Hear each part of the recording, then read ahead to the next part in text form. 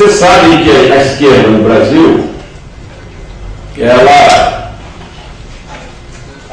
teve uma forte organização comunista no Partido Comunista Brasileiro, que depois rachou no Partido Comunista do Brasil, Partidão e PCB, um pouco o Partidão seguindo a linha soviética, o PCdoB seguindo a linha chinesa. E nos anos 50, 60, entre outras alternativas, trotskistas, anarquistas, enfim, que eram diminutas, não tinham muita expressão,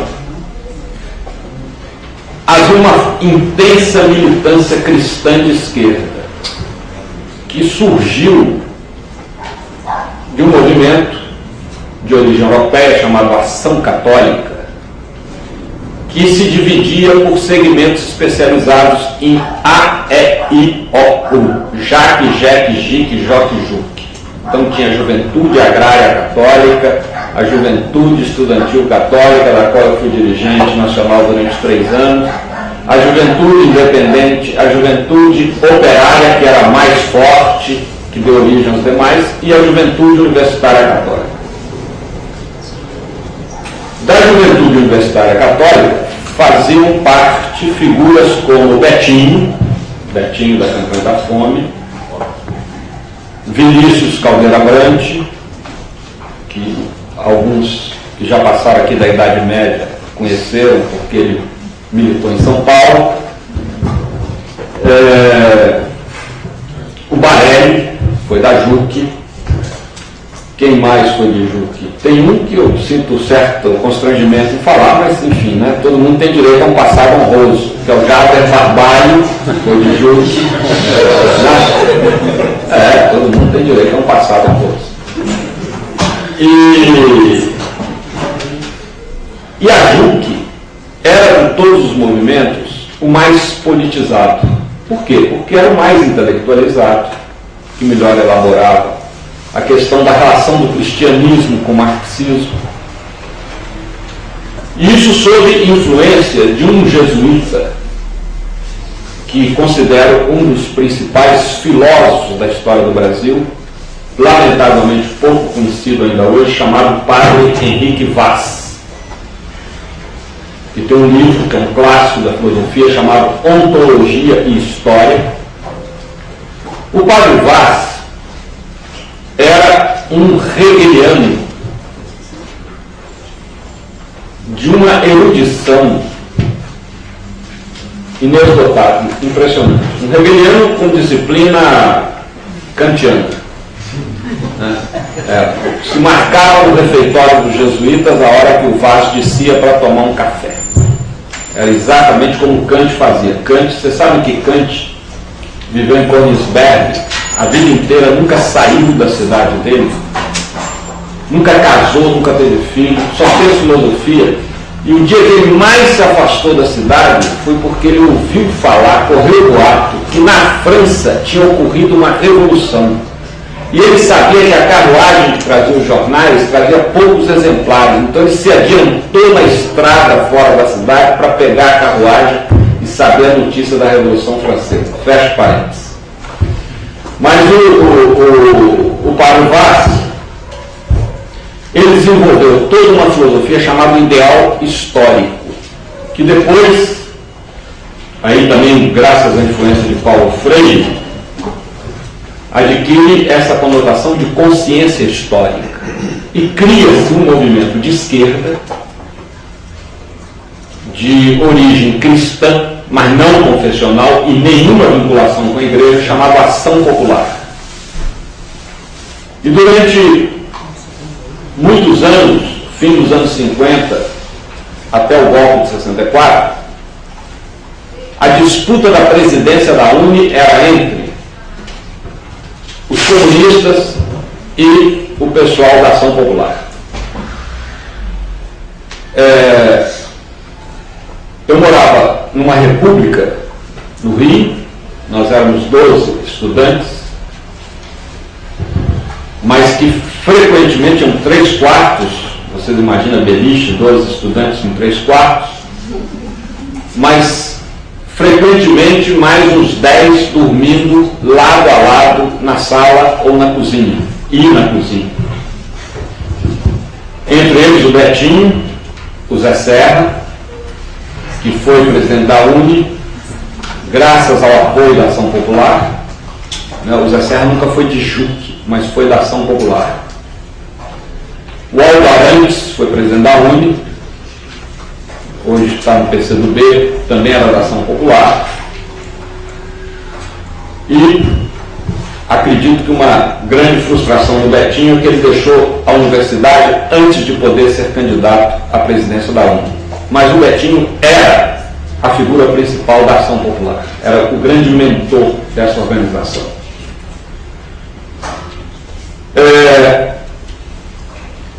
Ter 20 anos no Brasil, nos anos 60, foi um privilégio. Um privilégio. Hoje, por coincidência, né? Eu fiquei uma hora conversando com Fernando Henrique Cardoso, lá no instituto dele, no memorial dele, porque ele está fazendo um programa sobre drogas, né? Está envolvido nisso, é uma questão que me interessa. E eu disse a ele: Fernando, você sabe por que a nossa geração não entrou na droga? Falei: por que você acha? Porque droga existia. Porque nós éramos viciados em utopia. A gente inoculava utopia na veia. E eu não vejo saída para essa garotada que está na drogas, porque ou você tem alguma coisa dentro que chama projeto histórico, idealismo, utopia, não importa o nome, ou você tem que sonhar quimicamente, o que não dá para viver sem sonhar. E naquela época, fim dos anos 50 e início dos anos 60, o principal vocábulo que traduz o Brasil é o adjetivo novo.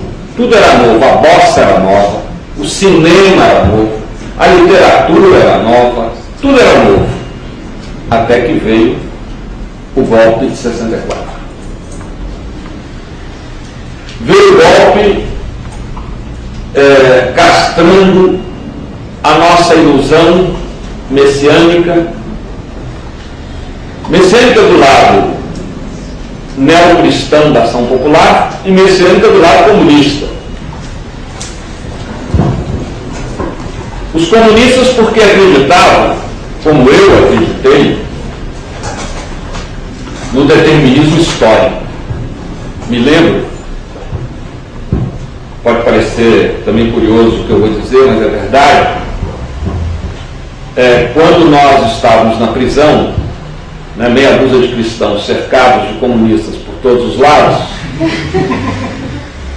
nós cristãos dávamos aula de marxismo para muitos companheiros comunistas, que sempre foram militantes, ousados, arriscaram a vida, mas não tinham substância. E o livro que nós usávamos na prisão é até hoje, na minha opinião, o melhor manual de marxismo que existe. Chama-se Introdução a Karl Marx, em 2 volumes do padre jesuíta francês chamado Jean-Yves Calvez. O primeiro volume é uma impecável apresentação do pensamento de Marx e Engels, um supremo respeito ao que eles elaboraram. E o segundo volume detona tudo pela ótica cristã ou da doutrina cristã. A gente só usava o primeiro, evidente, né?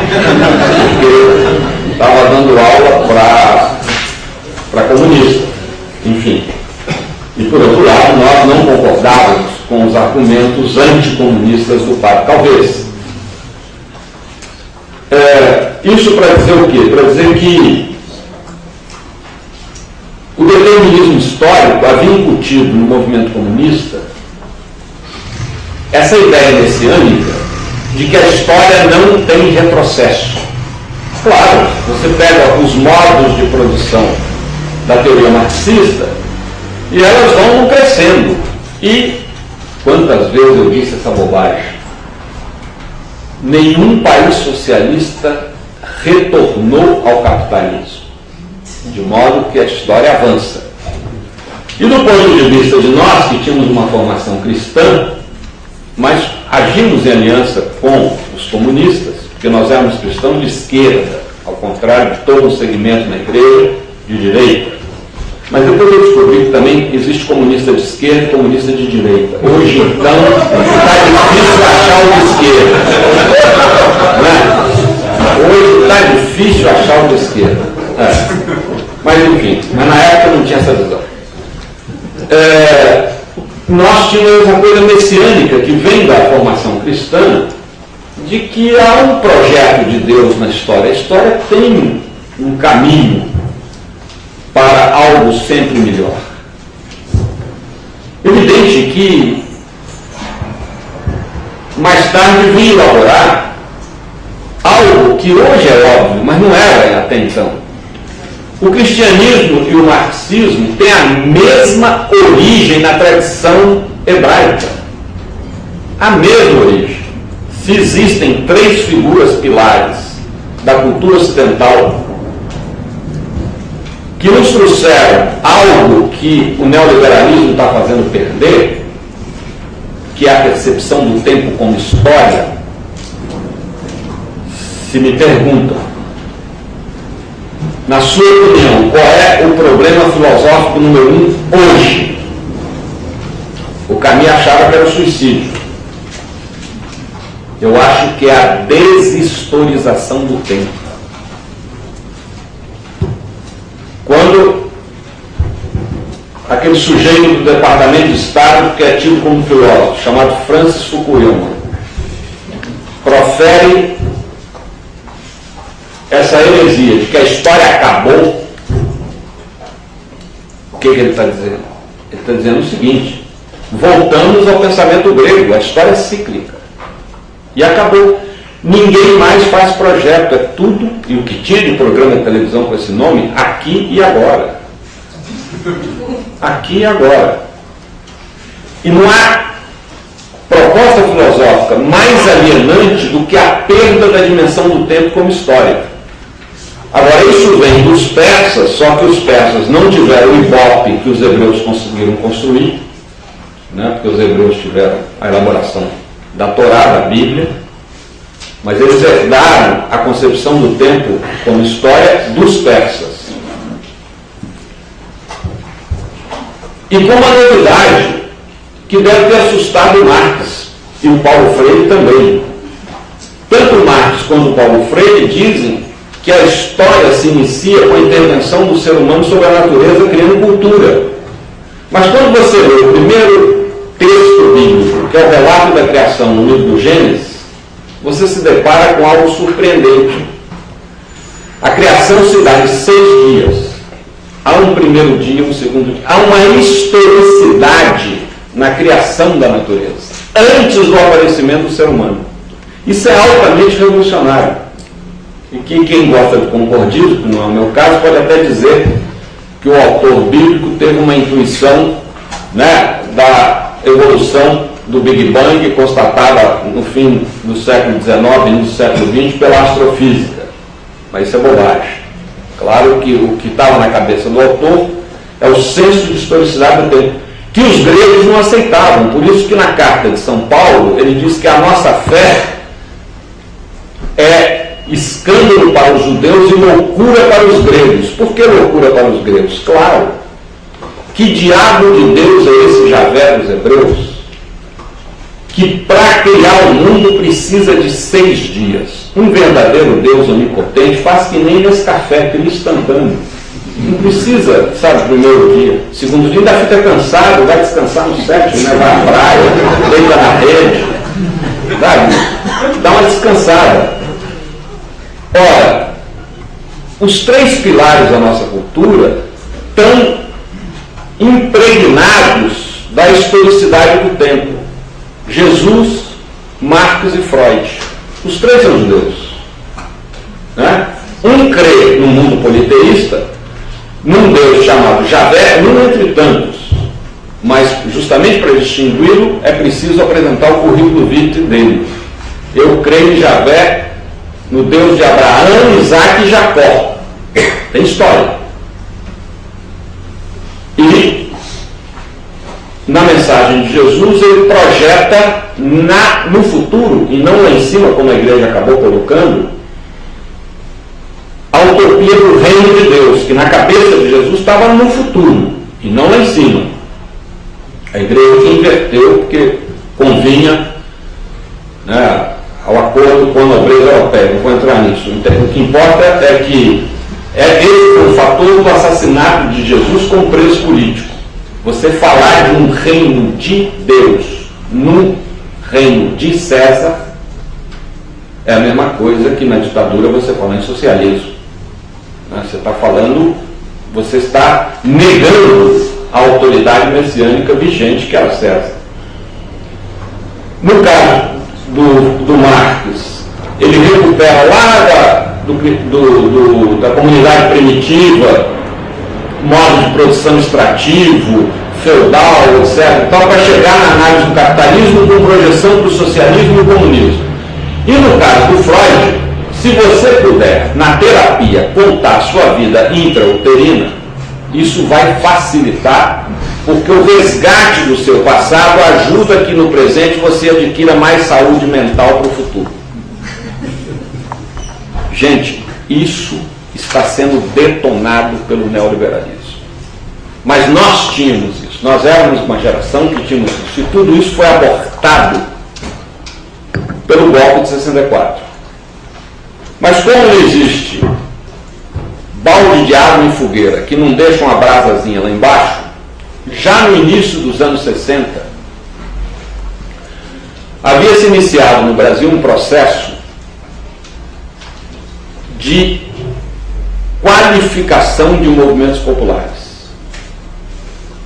E esse processo se deu principalmente através da igreja e da igreja católica. Algumas igrejas, alguns setores das igrejas evangélicas também participaram. Que foi a criação das comunidades eclesiais de base. As comunidades eclesiais de base, que chegaram a ser 100 mil no Brasil, e o Lula reconhece em público que elas tiveram mais importância na formação do PT do que o movimento sindical, e é verdade, porque elas tinham uma capilaridade, né?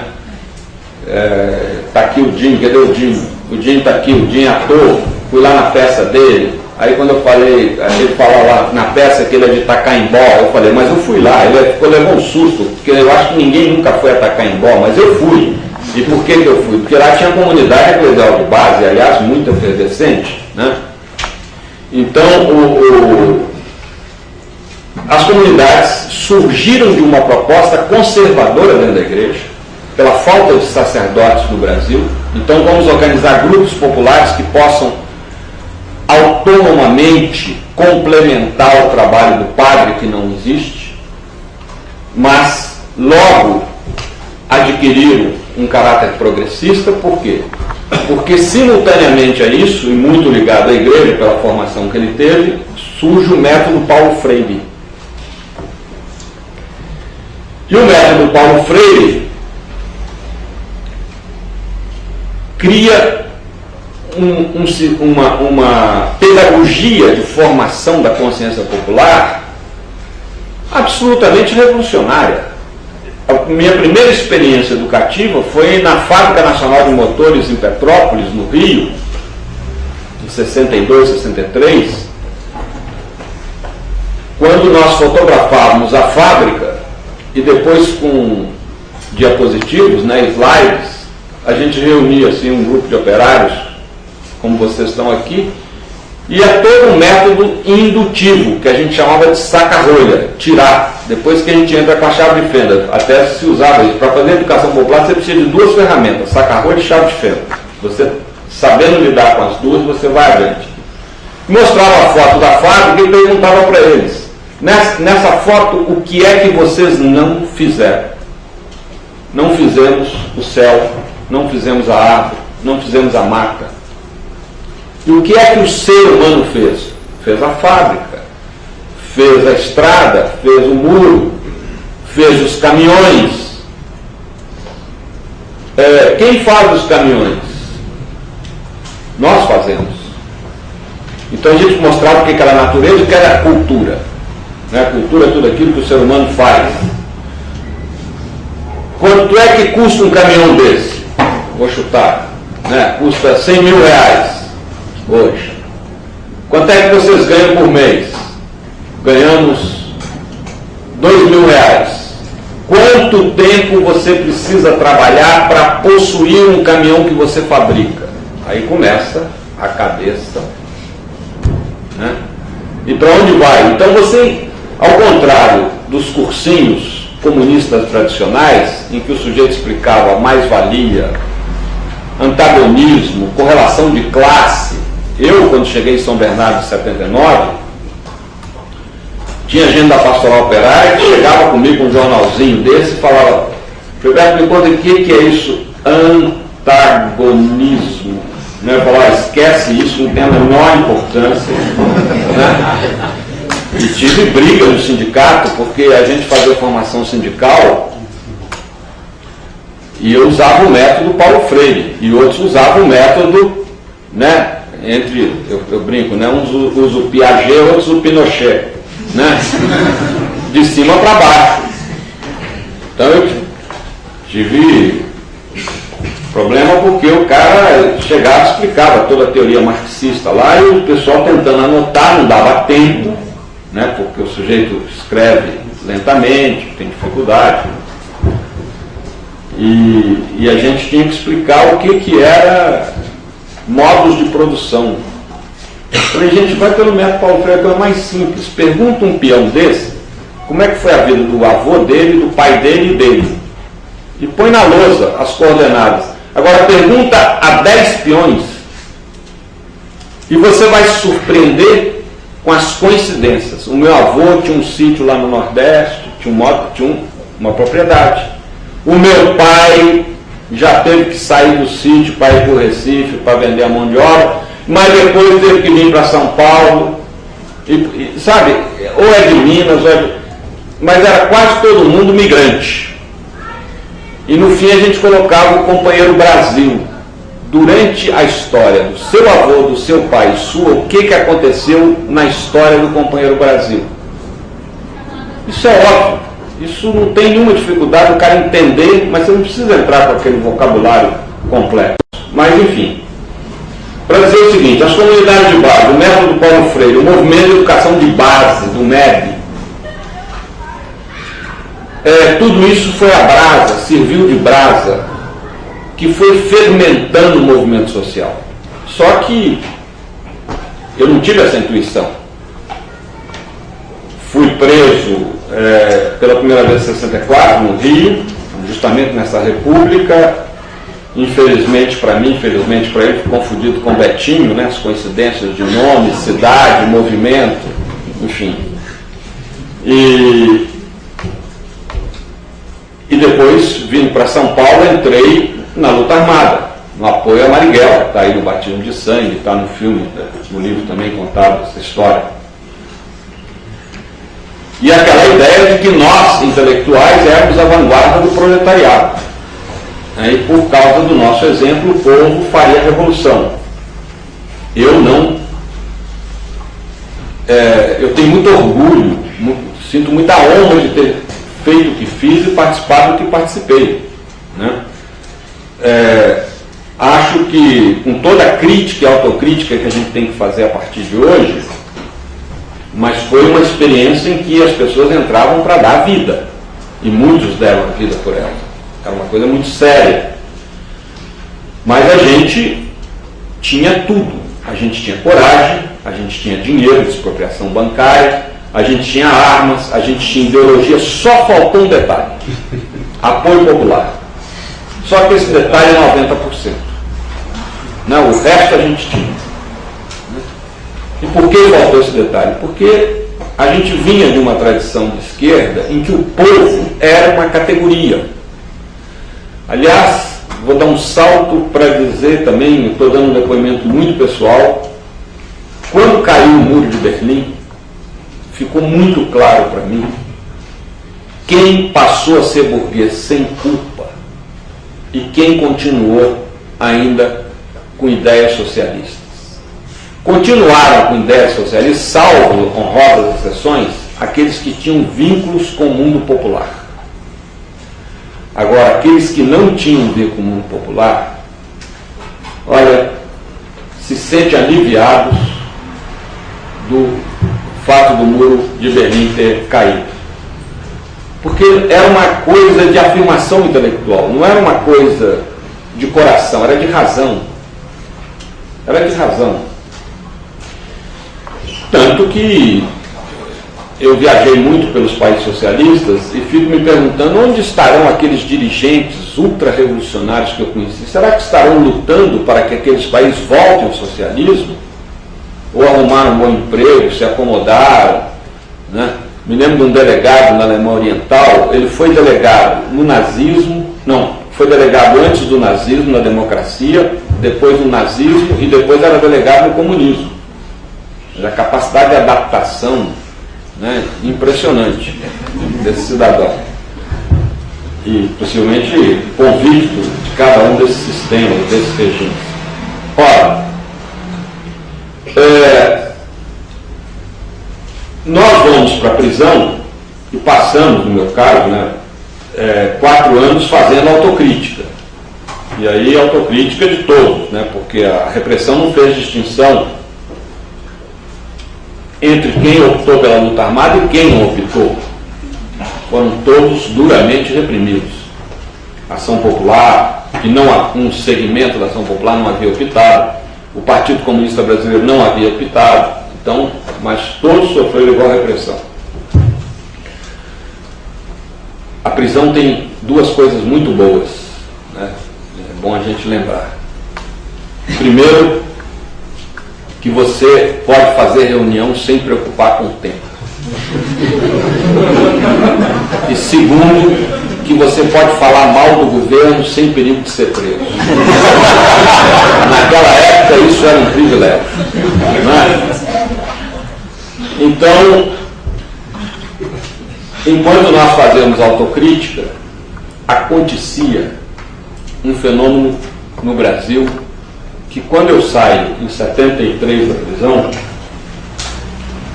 a mim e a todos que saíram da cadeia, fomos tomados de surpresa. O surgimento de um movimento popular. Como é que essa gente se organizou e se mobiliza se nós estávamos na prisão ou no exílio? Sabe? Que milagre é esse? O que tinha acontecido? Agora vocês visualizem 4 esferas. A história do Brasil, de 64 a 85, para entender o fenômeno Lula, se dá na progressão dessas 4 esferas. É um exercício didático que eu estou fazendo, mas a primeira esfera é a esfera da pastoral. Comunidades eclesiais de base e movimentos pastorais das igrejas. É a primeira forma de organizar o povão. Com a vantagem que a linguagem religiosa é empática. É muito complicado eu falar de desigualdade social para um cara que é analfabeto. Mas se eu falar, olha, Deus não é pai, e por que tem gente rica e gente pobre? Aí ele entende. Aí ele fala, bem, não pode ser culpa de Deus. Então vamos procurar a causa aqui, né? Ou alguém estava comentando comigo aqui, negócio de que dificuldade, né, de falar do povão hoje, de falar em socialismo e tal. Eu dizia, olha, eu me lembro do Acre, uma comunidade de base, um sujeito de outro falou, compadre, que negócio é esse de socialismo? Olha, compadre, eu não sei não, mas uma coisa eu tenho certeza. Tudo de ruim já aconteceu aqui. Isso aí não, só pode ser coisa boa. Então, a gente começou... As comunidades de base usam um método, através da leitura da Bíblia, que chama fato da Bíblia e fato da vida. Eu vou usar uma metáfora para explicar bem. Na igreja nós aprendemos a ler a Bíblia como quem abre uma janela para ver interessantes fatos do passado. Esse era o método antigo. Nas comunidades de base, a Bíblia é lida não como quem abre uma janela, mas como quem se olha no espelho para enxergar a sua atualidade. Então, quando você fala de Moisés libertando o povo hebreu da escravidão no Egito, o cara já faz uma aplicação à situação dele aqui. Isso é um método que é adotado nas comunidades de base. Isso criou um imenso processo de conscientização política. A maioria dos atuais políticos profissionais brasileiros de origem popular veio das pastorais populares. Eu vou citar alguns nomes, vocês vão ficar surpresos. José Genuíno, Vicentinho, Luiz Gerondina. Como eu sou velho, eu sei desse povo todo quando eu era menino, né? Não posso falar disso. Paulo Paim, Barelli.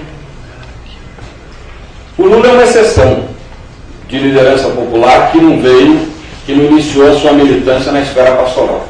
É uma exceção. O Jair Meneghelli, né? Enfim. E o MST, a direção inteira do MST, o João Pedro deve ter dito isso aqui, né? Todos eles, até não só vieram da pastoral, muitos, como João Pedro, vieram do seminário, né? Foram formados para ser padres. As SEBs começam então a discutir, à luz da Bíblia, quais são os problemas da comunidade. É o problema da água, da passarela na estrada, da moradia, da saúde, da exploração da mulher.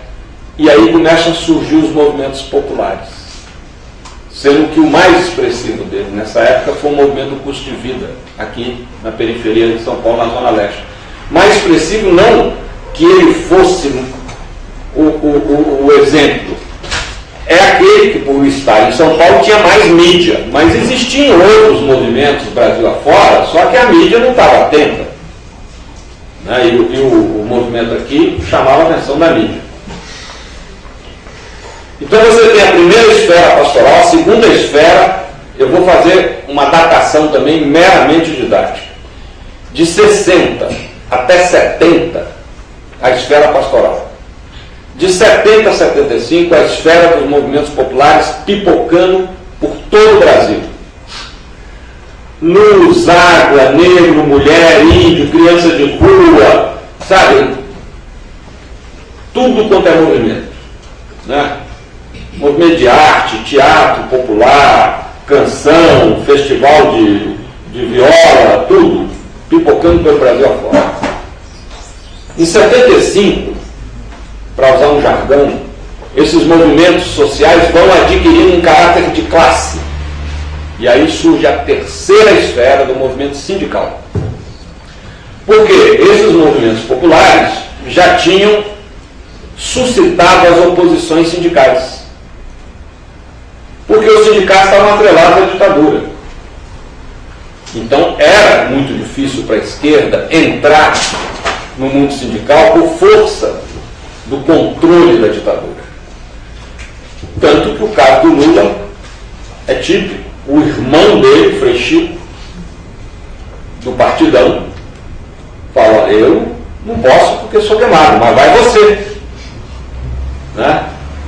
Vai você. E o resto da história nós conhecemos. E aí surge o sindicalismo combativo. A greve de Osasco, a greve de Contagem, as greves em Volta Redonda, né? Começa a aparecer no Brasil um sindicalismo fora do controle da ditadura. E mais, com duas armas nas mãos que o movimento social não tinha, o movimento popular não tinha. Era dinheiro, por causa do imposto sindical. O movimento social nunca teve dinheiro. Era a maior dificuldade de fazer um encontro de movimentos sociais, era a maior dificuldade do mundo. Além do problema da repressão, o problema econômico. E a segunda arma que o movimento sindical tinha era a assessoria qualificada. No caso aqui de São Paulo, o DIEESE. que foi capaz de apontar as mentiras da ditadura, digas, do ministro Delfim Neto, né, que hoje está aí de braços dados com seus antigos questionadores, blefando, escondendo os reais dados da economia brasileira, mas a pesquisa do DIEESE, etc., apontando o blefe. E esse movimento sindical vai crescendo, vai se fortalecendo, vai questionando a ditadura, não por ser contra a ditadura, por ser contra a restrição dos direitos trabalhistas. Né? Mas nesse processo há um processo de politização. Agora eu faço um parênteses antes de falar da quarta esfera, para também dar um depoimento pessoal. Eu saio da prisão em 73, vou morar numa favela em Vitória de 74 a 79, mas moro na favela, mas não paro, rodo o Brasil inteiro trabalhando com comunidades eclesiais de base e mantenho um pé em São Paulo numa equipe de educação popular que existe até hoje, chamada CEPIS, né? A Cissa que está aqui trabalhou comigo nisso, Centro de Educação Popular do Instituto Sete Sapiência, que assessorou inúmeros movimentos sociais no Brasil, formação de número, também de criação do PT, da CUT, etc. Até hoje existe o CEPIS. Trabalhei 15 anos no CEPIS e durante esse período começa a discussão de que todo esse movimento que vai se somando tem que se transformar numa força política, que é a quarta esfera, que é os novos partidos e o fim da ditadura, né? E aí eu ponho também a CUT, a MST, os grandes movimentos sociais, as grandes articulações de movimentos sindicais e sociais. Eu venho muita frequência em São Paulo, morando em Vitória, né? E aí estudo, eu conto em detalhes nesse livro aí, Calendário do Poder, que é o meu balanço dos 2 anos do governo Lula. Aí sou convidado, justamente pelo Fernando Henrique, né, com quem, por coincidência, tive hoje à tarde, por um papo na casa de um jornalista, para encontrar 3 exilados que estão retornando ao Brasil. O Fernando Henrique, o Almino Afonso e o Plínio de Arruda Sampaio. E lá me sento, muito vinho, muita mordomia, e aí eles dizem para mim o seguinte: estamos voltando para o Brasil, a ditadura está acabando, e vai haver uma reconfiguração das forças partidárias, e a gente tem a proposta de criar um partido socialista. Isso eles disseram, agora eu vou dizer o que eu entendi. E nós entramos com a fome e você entra com o recheio, né? As comunidades eclesiais de base, naquele momento, apareciam como uma força social muito expressiva, até por ter dado origem aos movimentos populares. Estou falando de 78, a ideia do PT não havia surgido ainda. E eu disse a eles: olha, interessante que o Frei Tito, né, meu companheiro de prisão, que morreu em consequência das torturas, aí no batismo de sangue tem uma carta dele, de 74, no exílio. Ele morreu em agosto de 74. Antes da morte, ele escrevendo carta, diz: a única saída para o revolucionário do Brasil é a criação de um partido dos trabalhadores. Ele usa literalmente essa expressão. Eu não tinha isso na cabeça. Eu tinha na cabeça o quê? Aquilo que eu disse para os 3. Não acredito num partido de cima para baixo. Eu acredito que esse movimento social vai criar uma força de baixo para cima. Não sei como e nem sei quando. Eles acharam que eu estava escondendo o jogo. E deixaram isso claro, que eu estava fazendo parte de uma conspiração para fundar alguma coisa a partir desse cabedal. Aliás, a vida inteira ficaram esperando quando é que o Beto vai ser candidato, né? E tem 2 coisas que eu não sou e todo mundo pensa que eu sou: padre e filiado a partido político. Eu nunca fui filiado a partido nenhum, mas todo mundo acha que eu fui filiado ao PT, que eu sou filiado, eu já fui, né? E como acha que eu sou padre? Também não sou. Aí pergunta, como é que eu falo? Eu sou que nem freira, tudo que freira pode, eu posso, que freira não pode, aí todo mundo entende. Né? Bem,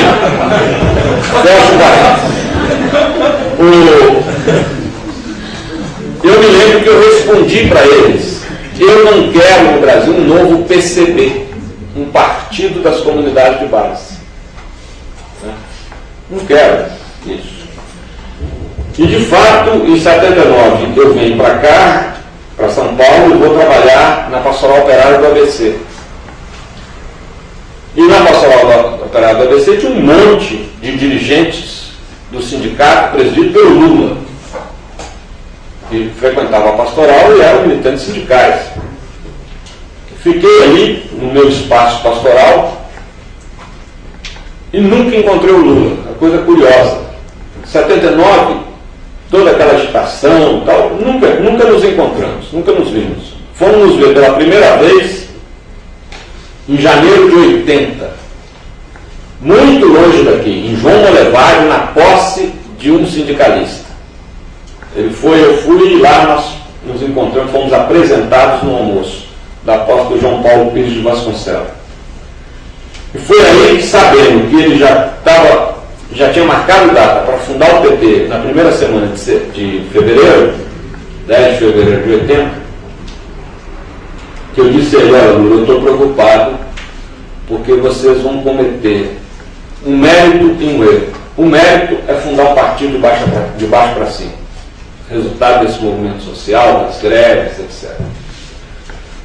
O erro é que vocês vão atropelar o movimento sindical, o movimento pastoral e o movimento popular. Isso vai esvaziar esses movimentos, porque o pessoal vai entrar no oba-oba, que agora o PT é a solução de todas as coisas. Falou, você tem razão. E como é que a gente faz? Isso está descrito aí, que foi tudo muito ágil. Tivemos que organizar um encontro em João Molevade, poucos dias depois, no mesmo lugar, de lideranças populares de todo o Brasil, para fundar a ANAMPOS, Articulação Nacional dos Movimentos Populares e Sindicais, cuja história ainda não foi bem contada no Brasil. Eu lamento que, com tanta pesquisa, tanta tese, tanta bobagem que pede aí na universidade, e esquecem de investigar mais todo esse processo popular. Mesmo Paulo Freire, você sabe que o Paulo Freire é mais estudado fora do Brasil do que dentro do Brasil? Quando eu viajo, eu fico impressionado o que tem gente aprofundando Paulo Freire, fazendo tese. E aqui no Brasil ainda parece a revista Veja. Paulo Freire é a menor importância, aconteceu aí, está enterrado, etc. Bem, a ANAMPOS foi a mãe da CUT e a mãe da Central dos Movimentos Populares.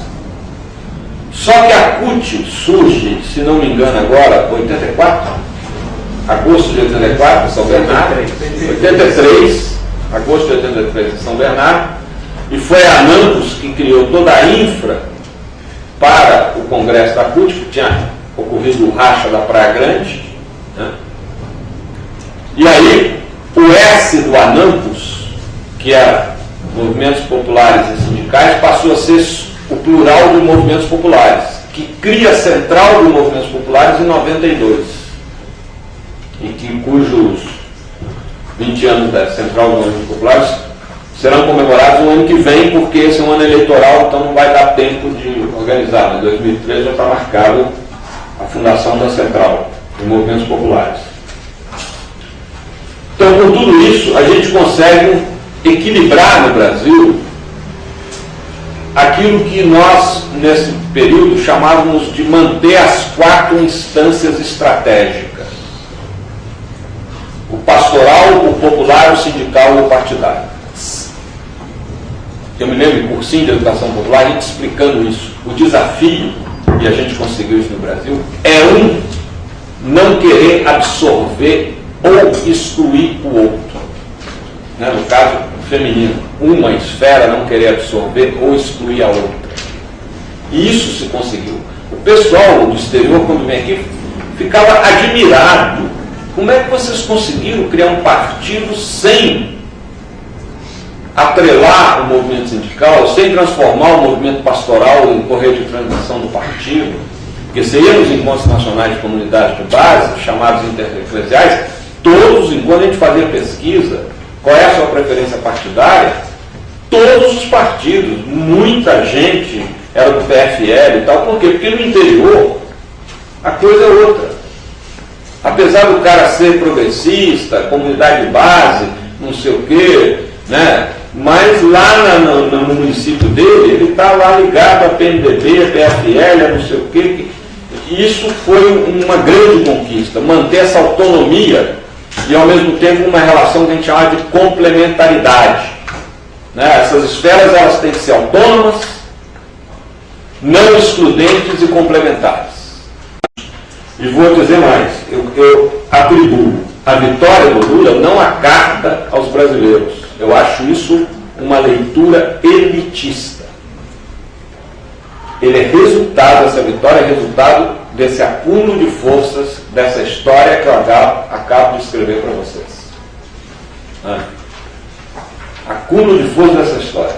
Quer dizer, a coisa foi amadurecendo a ponto de num país tão elitista, tão desigual, se conseguir eleger um metalúrgico sem nenhum diploma de curso superior, né, presidente da República.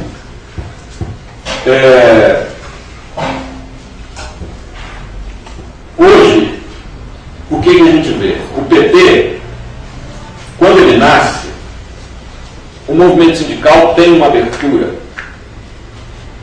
para o pastoral, razão pela qual eu fui aceito na esfera do sindical, mas não para a esquerda tradicional.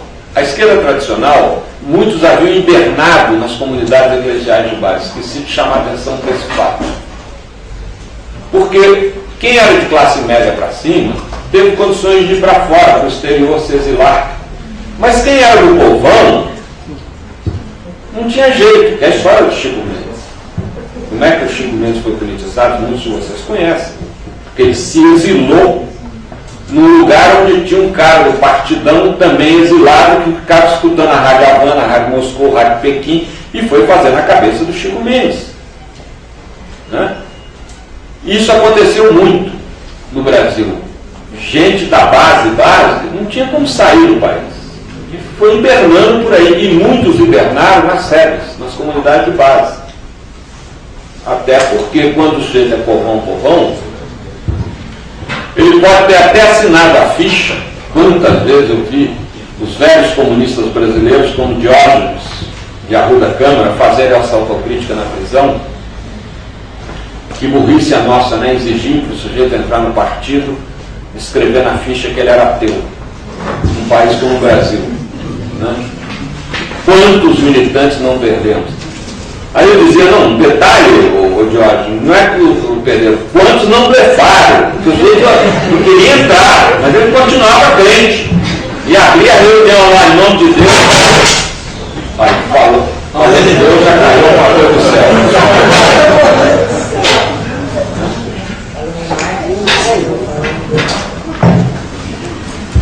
Em nome de Deus, declaro aberta a sessão do Comitê Central, né? Então, as sedes tiveram esse papel. Mas havia um preconceito muito forte aos militantes da esquerda que não vinham revestidos de caráter pastoral. Por quê? Porque, para vocês terem uma ideia, eu chego no ABC, o Dom Cláudio, que era o bispo, me encarrega de ser responsável pela pastoral operária e me avisa: não temos uma pastoral operária organizada em São Bernardo, tinha uma muito forte em Santo André, mas não temos em São Bernardo e Diadema. Eu chego em São Bernardo, tinha uma pastoral operária organizada. Falei, mas como? E que transitava à vontade no sindicato. E começo a conhecer as figuras, os caras não sabiam rezar nem Ave Maria, quanto mais o Pai Nosso. Eram todos militantes do MR8 que encontraram nessa simulação, a forma de serem aceitos dentro do sindicato. Bem, detonei todos. Né? Falei, não tem nada a ver, sumiram. Porque aí o pessoal do sindicato, né, quando bebiam lá umas cachaças, ficava bravo mesmo. Sumiram, desapareceram. E aí começou-se a se reorganizar. Mas aos poucos, as resistências dos sindicalistas vão caindo, até porque eles percebem que estão fazendo um projeto histórico que exige mais elaboração teórica, e isso dá origem à proposta socialista do PT. Por quê? Porque nós tínhamos uma visão muito leninista do assalto ao Palácio do Inverno. Né? Você consegue criar uma sociedade nova, no caso socialista, se primeiro você derrubar o velho Estado burguês. A revolução é mudar o caráter e a natureza do Estado. Quantas vezes a gente disse isso por cima? Quantas vezes a gente disse isso? Então não passava pela cabeça da gente que você poderia ter uma evolução no processo político que levasse a enfrentar as contradições e, através disso, conquistar mais espaços, né? Ou seja, ser menos leninista, mais Rosa Luxemburgo e Gramsci. Né? Mas foi a prática que foi levando esse processo. Visto de hoje, para a gente começar o diálogo, são quase 9 horas, eu diria o seguinte: o Brasil conseguiu um fenômeno raríssimo, não só aqui, como na América Latina. A América Latina é o único continente hoje do mundo onde há esperança. Onde há esperança. Onde as pessoas, por exemplo, na Europa, né, olham para cá e ficam com inveja da gente. Por quê? Porque nós obedecemos a 3 ciclos nos últimos 50 anos, 3 ciclos políticos. O primeiro de ditaduras, o segundo de governos messiânicos neoliberais, Collor no Brasil, Fujimori no Peru, Menem na Argentina, Caldeira na Venezuela, Garcia Meza na Bolívia, que também fracassaram, como a ditadura fracassou, e foram rechaçados pelo povo, como a ditadura foi, como esse projeto aí do Consenso de Washington foi. E hoje, bem ou mal, com as contradições que a gente aponta, eu escrevi aí o Mosca Azul apontando 1000 contradições, mas não importa. Importa o seguinte: são governos democráticos populares, e que no seu atacado, a gente pode questionar o varejo, as concessões aqui, ali, as alianças, mas no seu atacado são governos que estão promovendo uma outra política, e uma política voltada para os direitos das maiorias, dos mais pobres, mecanismo de distribuição de renda, né, de quebra da hegemonia das burguesias tradicionais, das aristocracias rurais, enfim. Isso vai proliferando a América Latina fora. A minha esperança é que nas próximas eleições seja a vez do Chile, e quem sabe depois da Colômbia, né? Um pouco precisa mexer também ali em Honduras, Guatemala, enfim, mas você tem algumas coisas surpreendentes. Hoje a América Latina, ela tem no seu conjunto de governantes uma visão crítica da política dos Estados Unidos. E todos os governos da América Latina são contra o bloqueio americano a Cuba e apoiam a reintegração de Cuba aos organismos internacionais, ou ibero-americanos ou latino-americanos. Isso é muito importante, isso é um avanço. Então eu creio que nós estamos diante de um processo que é muito positivo, mas não significa que vai durar para sempre ou vai evoluir sempre. Aí eu termino colocando as minhas inquietações. Para mim, a principal tarefa tarefa hoje, já que temos esperança, é organizar a esperança. Ou seja, como dar organicidade a esse movimento social que está sendo beneficiado pelas políticas públicas. Como transformar isso? Como evitar o atrelamento dos movimentos sociais e sindicais ao governo? Na minha opinião, a CUT já não representa tantos trabalhadores junto ao governo, muitas vezes representa mais o governo aos trabalhadores. A UNE, então, mesma coisa. Como corrigir esse equívoco? Depois, como elaborar um projeto Brasil? Ou como resgatar um projeto Brasil para que o processo não seja atropelado por uma briga de poder pelo poder. Ou seja, que a perspectiva histórica ceda à ambição eleitoral. Então, acho que essas são questões que a gente tem que trabalhar.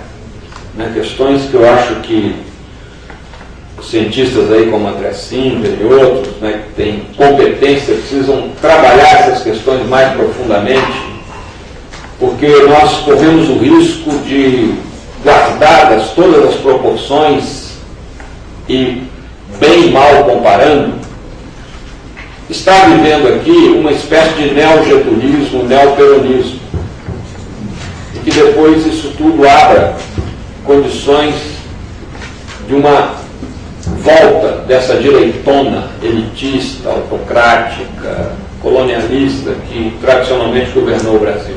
Se nós não tivermos claro qual é o projeto Brasil e quais são as condições para levá-lo adiante. E, a meu ver, a principal condição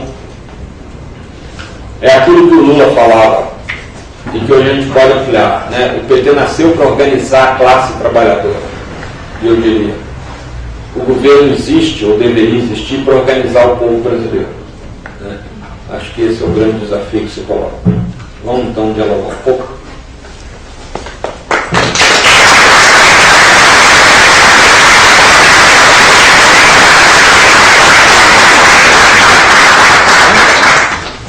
Eu creio que os três colocaram uma questão semelhante. Quer dizer, como é que a gente estabelece a relação de um governo democrático popular com movimentos sociais?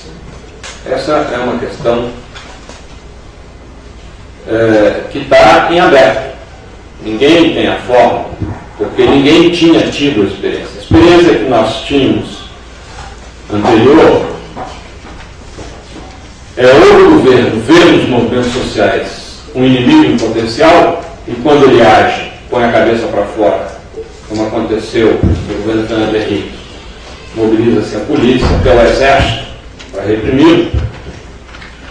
Ou, como aconteceu no mundo socialista, todos os movimentos sociais e sindicais são correios de transmissão do partido. E essa expressão, correio de transmissão do partido, eu escutei da boca de dirigentes sindicais de país socialista. Quer dizer, não havia nem uma certa vergonha de falar isso. Era assimilado. Nós somos correio de transmissão do partido.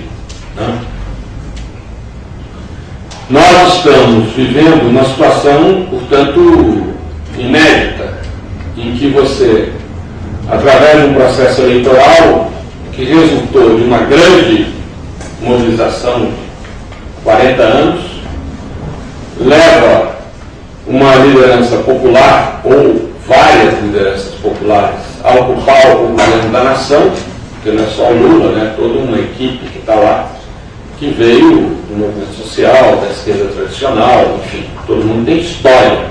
A própria Dilma, que teve na luta armada, mas não conseguiu evitar uma síndrome de vitória eleitoral que consiste, de uma vez eleito o nosso líder, aquele que é o nosso candidato, temos uma grande vaca com uma teta para cada boca. Basta basta abrir a boca e o leite virá. Né? Um pouco essa síndrome aconteceu no Brasil. Agora, o Lula, com a caneta na mão, vai fazer a reforma agrária, vai resolver todos os problemas, vai atender todas as nossas demandas, vai... enfim. E as coisas não são assim, nem podem ser assim. Mas isso, na minha avaliação, desmobilizou o movimento social. Quando, também no calendário do poder, se eu descrevo detalhes, quando eu entro no governo, eu, por força de só ter feito movimento pastoral e social, nunca fiz sindicato partidário, e também por força de ter tido uma atuação muito longa em educação popular, preocupado com isso, fundei no governo federal uma rede de educação popular, que felizmente é pouco conhecida, mas que existe até hoje. O governo federal banca uma rede nacional de educadores populares, que faz o quê? No início era para atender os beneficiários do Fome Zero. Hoje a coisa se expandiu. E é até bom, porque não chama muita atenção, mas é patrocinado pelo governo, faz parte do orçamento do governo, está lá. Né? Nasceu com o nome de Tarefa e depois mudou o nome para Rede de Educação Cidadã, que é o nome. Né? E esse pessoal vive essa mesma interrogação. Como é que nós vamos, num processo como esse, estabelecer uma relação? A Arlete e o Leandro apontaram, né? O Leandro apontou aqueles que foram, vamos dizer assim, cooptados, né? E aqueles que mantiveram a sua autonomia. A questão é justamente qual é o limite da proximidade e da distância. Né? Isso não, é uma questão de elaboração política que a gente vai ter que formar na prática. Né? Não se teve isso claro. Por exemplo,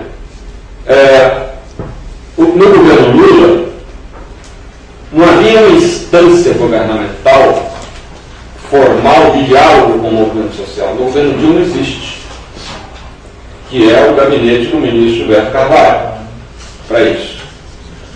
No início, na primeira gestão do governo Lula, pelo menos 2 anos que eu estive, o próprio Lula aceitou fazer reuniões com dirigentes de movimentos sociais. Reuniões, inclusive, que nem saem na mídia, né?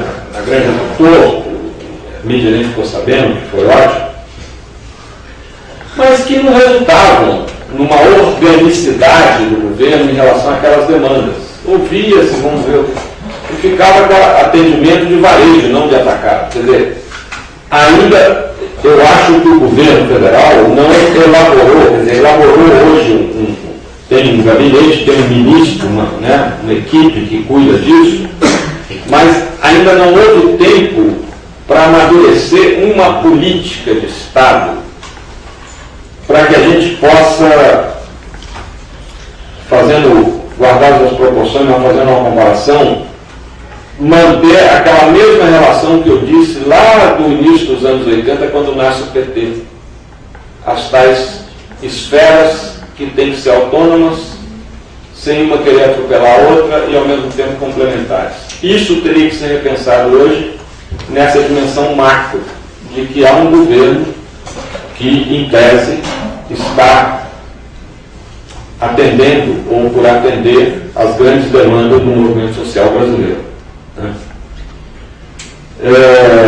Arthur, eu não sei se entendi bem, foi o seguinte, porque você não tem uma esfera pastoral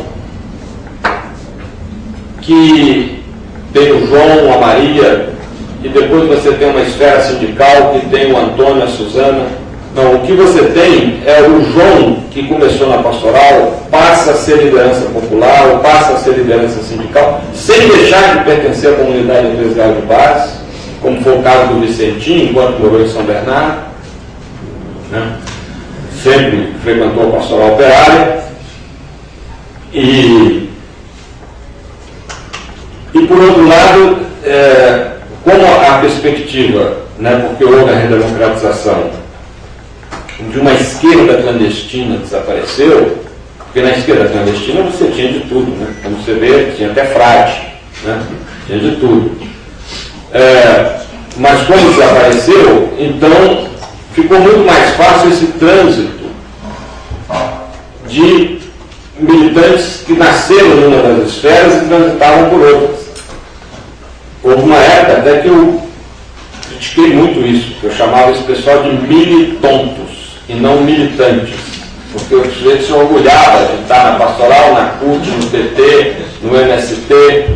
Dizer, bem, você não pode fazer nada sério, porque se você está em tantas frentes ao mesmo tempo, nenhuma delas é séria para você. Isso é um cartão de apresentação, são cartões de apresentação, né? E isso continua sendo também uma questão que eu não sei que solução dá. Por quê? Porque você tem, por exemplo, vou pegar uma experiência concreta em São Bernardo do Campo. Você tem um militante sindical que mora na favela, é um operário, e de repente o PT elege prefeituras no ABC. E esse companheiro passa a ser subsecretário de uma prefeitura. Ora, cara, a cabeça do sujeito só faltou pedir para não chamar mais de companheiro, chamar de excelência, né? Mas eu entendo isso, porque o cara que sempre teve uma vida lascada, difícil, um barraco, e de repente ele está numa outra esfera, e existe aquele princípio de educação popular que a cabeça pensa onde os pés pisam, né? Isso é um princípio epistemológico, que a cabeça pensa onde os pés pisam. E esse é o perigo, porque quando a gente muda de lugar social, a gente muda de lugar epistêmico. É muito difícil mudar de lugar social e não mudar os princípios e as propostas que a gente carregava. Muito difícil isso. Por isso que eu falo, essa ligação com a base social é vital para você manter essa utopia de um mundo melhor, senão nós iremos para a barbárie, né? Mas esse processo, que é outro fenômeno que a gente precisa analisar melhor para tentar neutralizar, porque ele está ficando corrente de cooptação, não de classe, mas de uma outra categoria de militante que vira chefe de seção, né? E aí a preocupação dele em manter o emprego, o bom salário, as benesses, as mordomias, é maior do que de levar adiante um projeto político, né? Eu vejo, custei a perceber isso, mas, por exemplo, em Cuba,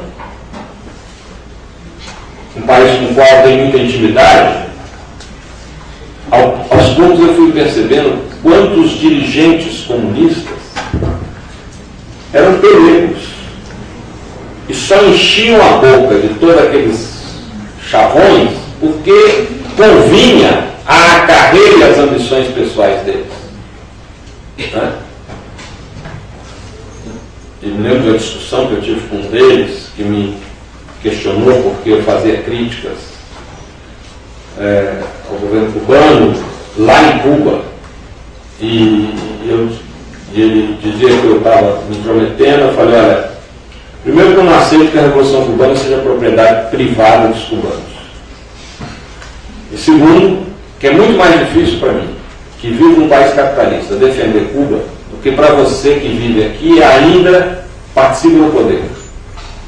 Então eu continuo achando que as críticas que eu tenho que dizer aqui e não fora daqui, né? Porque tem um princípio que críticas você faz a amigos e denúncias você faz a inimigos, né? Como vocês são meus amigos, eu vou dizer as críticas aqui e não fora daqui. Enfim, mas eu acho que a gente tem que trabalhar essa questão de como uma máquina de Estado, uma máquina de governo, preserva e, ao mesmo tempo, incentiva a autonomia do movimento social. Essa é uma equação a ser destrinchada. Colocou aí de fato, né? Acho que nenhum governo na história do Brasil fez mais conferências corporativas do que o governo Lula e o governo Dilma. Realmente impressionante o número de conferências e de propostas. Propostas muitas vezes não são devidamente amarradas e muito menos orçamentariamente amarradas. Né? Esse é um problema grave. Você tem propostas, o governo aprova, etc., mas as coisas não se estruturam um caminho. O caso, por exemplo, da seguridade alimentar no Brasil, segurança alimentar no Brasil. Né? Eu trabalhei muito nisso, a partir do Fundo Zero, e até hoje, apesar de aprovado no Congresso, etc., a gente não sente que existe uma política efetiva para resolver isso. Né? Agora, essa pesquisa que saiu essa semana do SUS é terrível, com uma cidade como o Rio de Janeiro, que, né, como nos últimos lugares de atendimento, mas mesmo nas cidades onde o atendimento é considerado excelente, fico perguntando que excelência é essa, né? Diante de tanta demanda, o Brasil realmente ainda não conseguiu encontrar o caminho que alguns outros países, como por exemplo Reino Unido, né, conseguia equacionar o problema do atendimento qualificado à saúde. Não sei se continua hoje, mas tempos atrás aquilo era uma coisa que realmente funcionava. Agora, você tocou, Marília, numa coisa que me preocupa muito: o papel dos intelectuais. Né? É um silêncio danado. Haja silêncio. Sabe? Então, eu acho que primeiro a gente precisa sair da cobrança personalística. Não é este ou aquele intelectual. Estou pensando na questão do Gramsci. Quer dizer, como é que você volta a criar uma hegemonia de intelectualidade crítica? Porque eu sei que muitas pessoas têm críticas, não querem expressá-las, por razões que eu entendo, de não querer ser usado pelo inimigo. Então, se eu digo tal coisa, amanhã você manchete, né, no Estadão, dizer que eu estou detonando o governo, etc. Mas aí eu vejo uma falha do próprio governo de não tentar constituir, a exemplo do Conselho Econômico e Social, que infelizmente também perdeu muito do seu papel propositivo, sobretudo crítico. Funciona, mas não é mais de abonar, referendar, do que propor e criticar.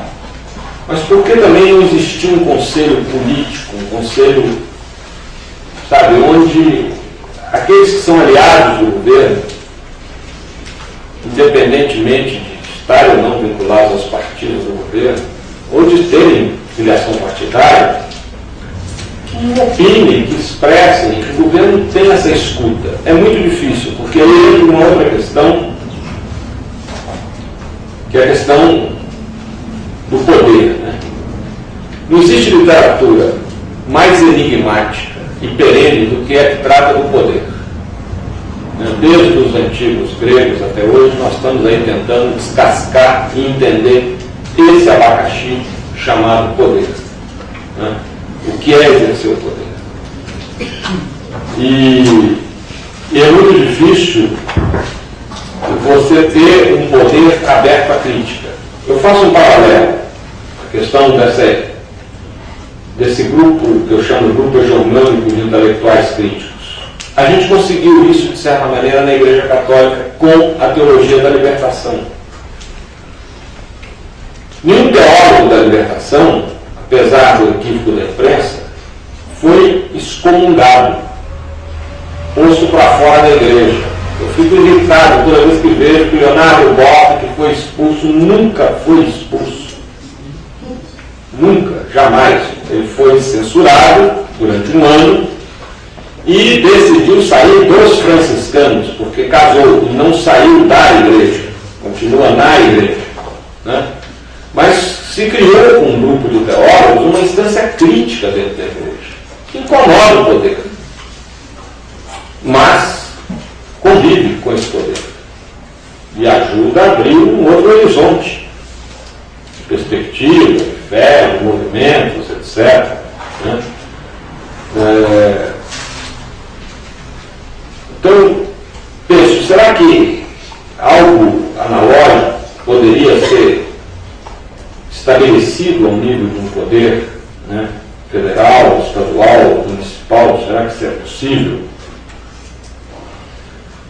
Então, o Gustavo coloca isso. Como reencantar os jovens?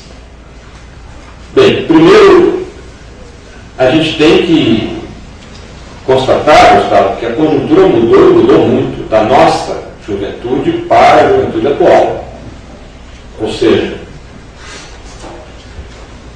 nos anos 80, a Pastoral Operária promovia todo ano, no mês de junho, no Salão da Igreja Matriz de São Bernardo do Campo, que hoje é uma quadra de basquete, mas que cabem ali, sentadas, 1.200 pessoas. A pastoral fazia propaganda da Semana do Trabalhador e vendia, a preço módico, mas vendia entrada. Quem comprasse antes da pastoral, as entradas eram vendidas nas fábricas. Quem comprasse a entrada antes pagava mais barato do que quem deixasse para comprar no dia. Invariavelmente a gente não conseguia comportar a enchente de gente interessada na Semana do Trabalhador. Eram 5 dias de palestra, toda noite, né? Segunda a sexta. E todas as entradas eram vendidas. Hoje, se você fizer isso lá de graça, não vai ninguém. Sorteia carro. Não vai ninguém. Hoje sorteia carro. Não vai ninguém. Agora, o que acontece? Primeiro, o neoliberalismo, e aí que a gente tem que entrar com a questão da análise filosófica do neoliberalismo, fortalecida pela tecnologia do individualismo. Eu precisava sair de casa, da fábrica, para ir na Semana do Trabalhador, para me manter informado. Hoje eu ligo a internet, ainda que eu não me informe muito bem, pelo menos eu tenho a sensação de que estou a par de todas as notícias importantes.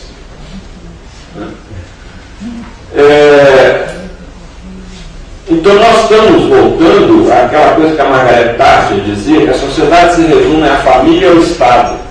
Ou seja, anulam-se todas as mediações entre as duas instâncias. Né? E isso é uma política deliberada do neoliberalismo, de fazer com que as pessoas não sejam cidadãs, sejam consumistas. Né? Penso, logo existo, compro Descartes. Hoje é consumo, logo existo, porque há de quem não consome. E os jovens não têm mais exemplos ou paradigmas altruístas. Quem eram os nossos paradigmas dos anos 60? Para quem era cristão, era Jesus, ou era Gandhi, ou era Che Guevara, ou era Luther King, ou era os barbudos de Serra Maestra, ou os Vietcong. Quer dizer, as nossas referências eram altruístas. E por mais que a gente fique adulto, a gente sempre tem uma tendência mimética. Hoje, todas as referências dessa garotada que está aí é voltada para o umbigo. Não tem nada de altruísmo. É o cara que adquiriu fama, riqueza, beleza e poder. E você, para ser feliz, tem que correr atrás disso. E dane-se o resto. Então, é muito complicado. Eu não tenho a receita. Como reencantar o jovem, embora sabendo que existem milhares de jovens movimentos sociais, pastorais e tal, comprometidos, engajados. Não vamos também cair numa de achar que... Mas, de fato, você tem uma política deliberada de desestruturação das articulações paradigmáticas. E isso muito, aí exerce um papel muito forte a TV. Só para trabalhar, a TV é o meio de comunicação mais popular. A TV é o meio de comunicação que mais atinge a juventude. A média brasileira chega a ser de 4 horas por dia do jovem diante da TV. E agora tem a internet. Ora, a TV foi inventada em 1939, a primeira emissão nos Estados Unidos, e no dia seguinte o New York Times fez um editorial dizendo: este aparelho está fadado ao fracasso. Porque nós, americanos, estamos muito acostumados ao rádio, que escutamos trabalhando, tomando banho, dirigindo, praticando esporte, e imaginar que largaremos todos os nossos afazeres para ficar diante dessa caixinha, impossível. Eu não sei se o New York Times fez autocrítica, mas nós sabemos que a TV conseguiu o milagre da hipnose coletiva. Só que não é um milagre, é uma ciência. E, curiosamente, quem teve um papel muito importante, eu esqueço o nome dele agora, foi um sobrinho do Freud, que levou a psicologia do tio para os Estados Unidos, em 1912 ele foi para os Estados Unidos. E ele teve um papel muito importante nos anos 30, justamente quando a TV fracassa, porque ela está emitindo cultura, que é tudo aquilo que enriquece a nossa consciência e espírito, mas isso não dá ibope. E aí vem a alquimia de que a TV não pode emitir só cultura, tem que emitir sobretudo entretenimento, que é aquilo que toca os nossos sentidos. É isso, é essa a mágica da hipnose coletiva. Então, a TV passa a ser uma máquina de produzir consumistas e não de cidadãos. Toda a referência desse aparelho é justamente para que você não tenha nenhum tipo de preocupação a não ser consigo mesmo. O resto que se dane. E eu digo sempre aos jovens, isso o Lula sempre enfatizou, a frase dele: quem não gosta de política é governado por quem tem nojo de política é governado por quem não tem. Se a maioria tiver nojo, está fazendo um grande bem aos maus políticos, porque o que eles querem é que a gente não interfira.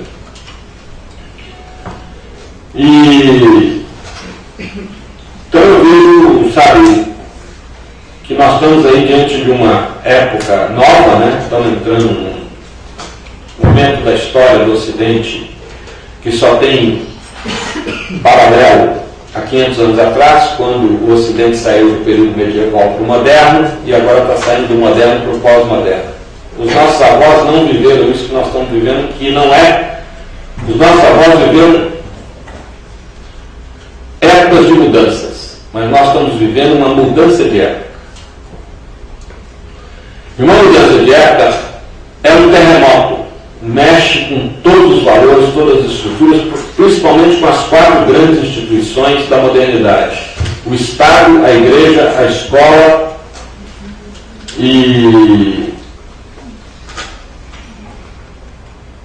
o Estado, a Igreja e a família. As 4 grandes instituições. Todas as 4, uma grande interrogação: qual é o perfil de família hoje, qual é o perfil de Estado, qual é o perfil de religião, qual é o perfil de educação, de escola hoje. Então nós estamos nessa turbulência sem muita clareza de qual é o paradigma predominante da pós-modernidade. Do período medieval nós sabemos, foi a religião. Da modernidade também nós sabemos que foi a razão, com as suas 2 filhas diletas, a ciência e a tecnologia. Os pioneiros da modernidade olharam para a razão com muita utopia, como nós olhávamos para o socialismo nos anos 60, com a vitória dos vietnamitas, dos cubanos. ou seja, irreversível. Só que nós podemos olhar para a modernidade e dar balanço. E a conferência não é das mais positivas. 7 bilhões de pessoas, das quais pelo menos metade vive abaixo da linha da pobreza. 2 bilhões de pessoas jamais receberam ou fizeram uma chamada telefônica na vida. Né? Isso é inacreditável para a gente que vive aqui no centro de São Paulo e tal. E 84% da riqueza mundial nas mãos de 20% da população. Bill Gates, Larry Ellison, Bill Gates, Warren Buffett, Larry Ellison são 4 americanos. Eu esqueço o nome do 4. Os 4 juntos têm uma fortuna equivalente ao PIB de 42 nações com 600 milhões de habitantes. Né? Então, o que está pintando como paradigma da pós-modernidade, e aí nós vamos para a barbárie, é o mercado. É a mercantilização de todas as dimensões da existência. Seremos capazes de evitar isso? Fica a interrogação. E, para dar uma boa noite e agradecer a vocês, uma boa frase que eu li no muro de La Paz: guardemos o pessimismo para dias melhores.